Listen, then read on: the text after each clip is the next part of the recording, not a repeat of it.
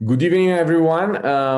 My name is Francesco Paolucci. I'm a professor of health economics at the University of Newcastle. I would like to thank Mr. Roy and Mr. Ujala for this kind of invitation, and I'm very honored to be part of this very distinguished group of speakers and to discuss together a very topical issue, which is about the healthcare industry and investments, and in particular, trying to think in terms of how it can be devised a strategy to actually boost the Indian economy.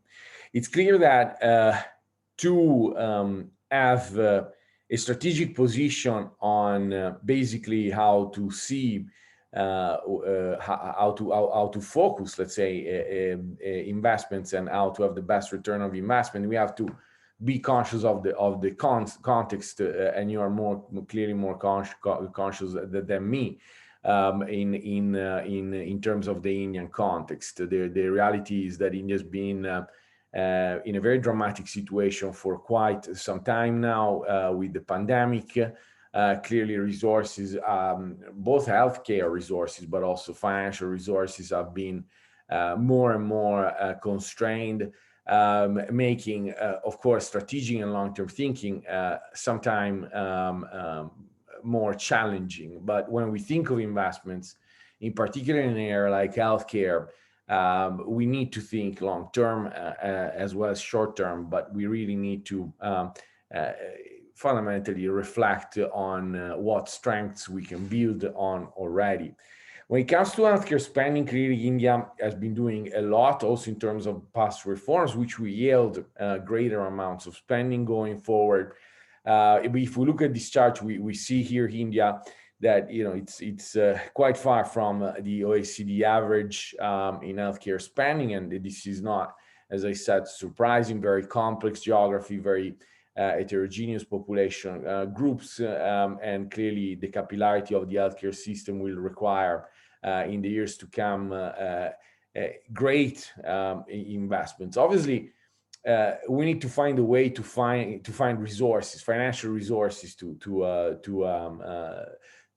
back the transition that India and the Indian healthcare system is doing towards a more universal coverage option as per the most recent reforms. Obviously, and sometimes it's very hard to think about research and development when we are in a crisis such as COVID, but this epidemic, and in particular in healthcare, represent a true opportunity, because there is a lot of attention from investors in R&D in health and healthcare. Think of the vaccines, think about the technology behind the vaccines, think about IT and telehealth, both areas in which India has done an important contribution in terms of innovation already for many years. Nevertheless, the current pandemic that is focusing on this type of investments needs to continue to do so. And clearly, India, in this let's say ranking that looks at R&D spending as a percentage of GDP, again, is catching up, but there is a lot more to do.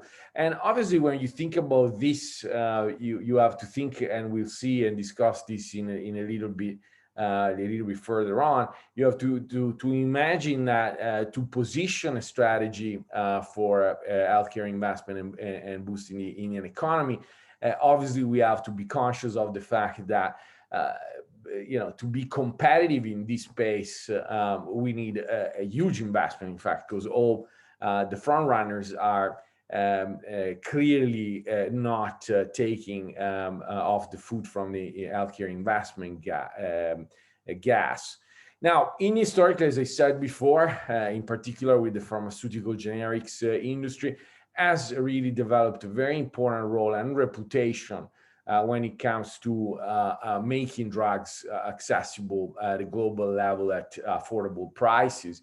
And obviously, this is one of the sectors that, together with the healthcare IT and remote solutions, it's clearly an area of immense strength on which to capitalize. And obviously, like anything, you can look at this as maybe a strategic focus, and at the same time, when we look at the strengths that already exist, although it used to be the generic industry of pharmaceuticals even stronger in the past than it is today.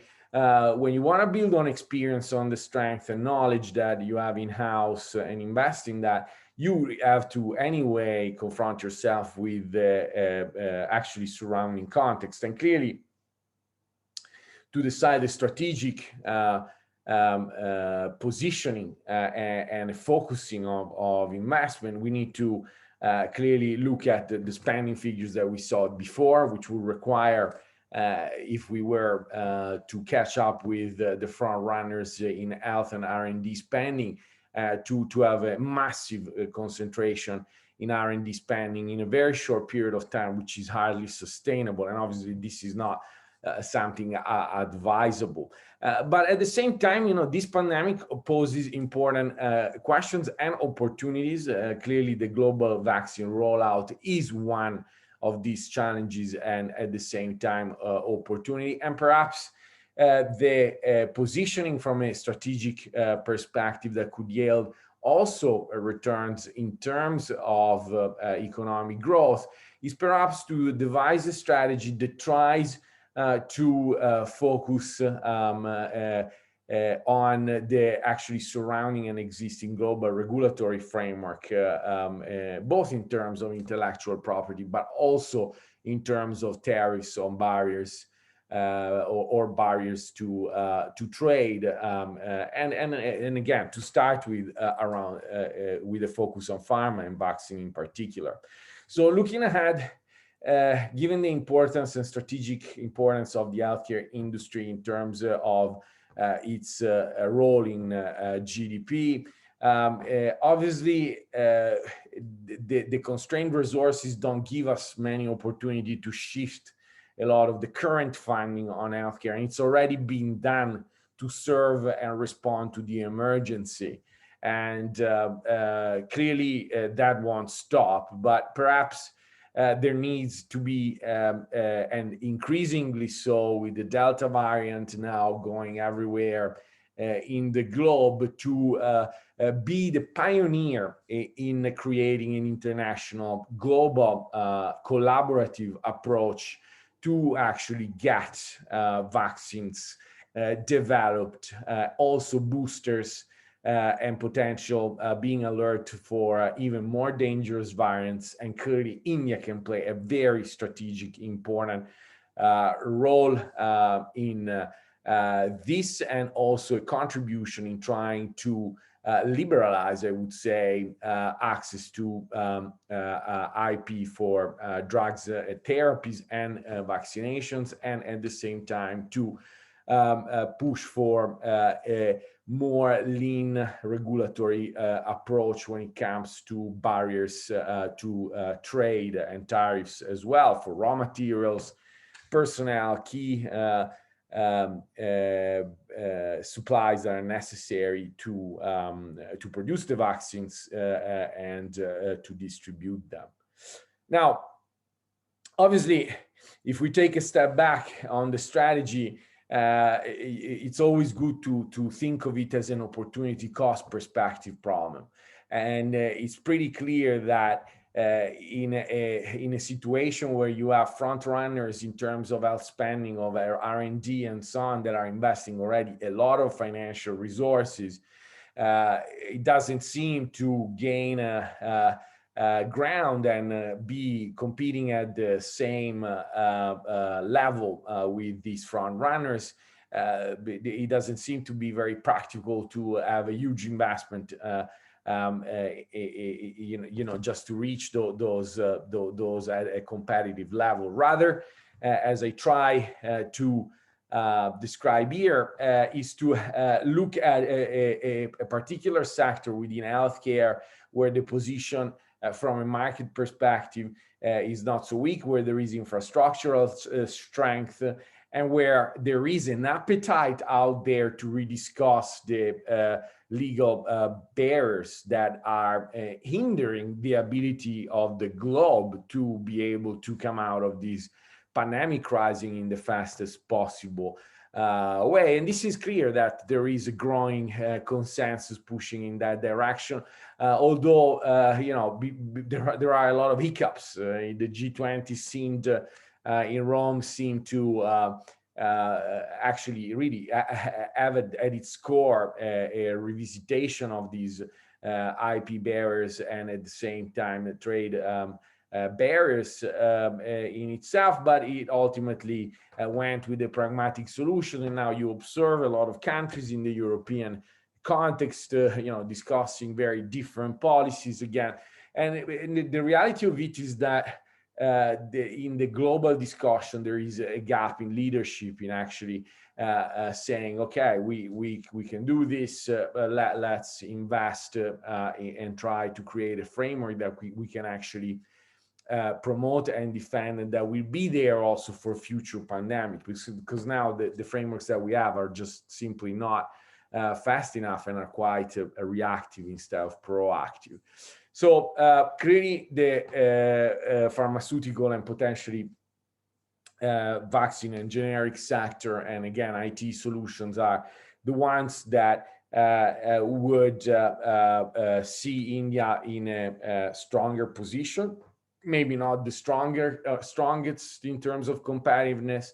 Clearly, there is a huge appetite for these barriers to IP and trade to be lifted by the majority of the people in this planet, and clearly not necessarily the ones with the most political influence.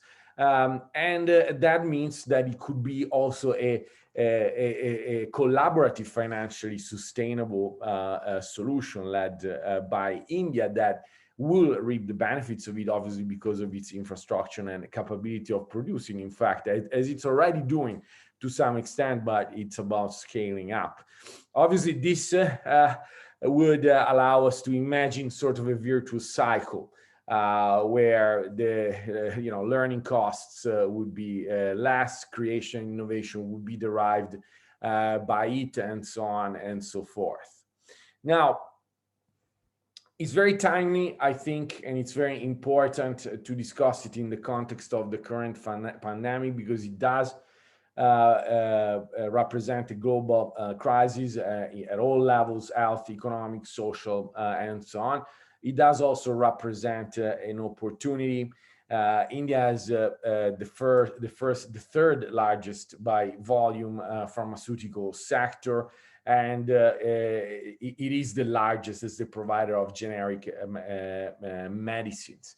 This needs to be looked at as strategic advantage to actually help the response at the global level to the pandemic. Obviously, then the first real investment is in trying and in essence smoothen and improve to respond fast to this pandemic the current international legal and regulatory frameworks.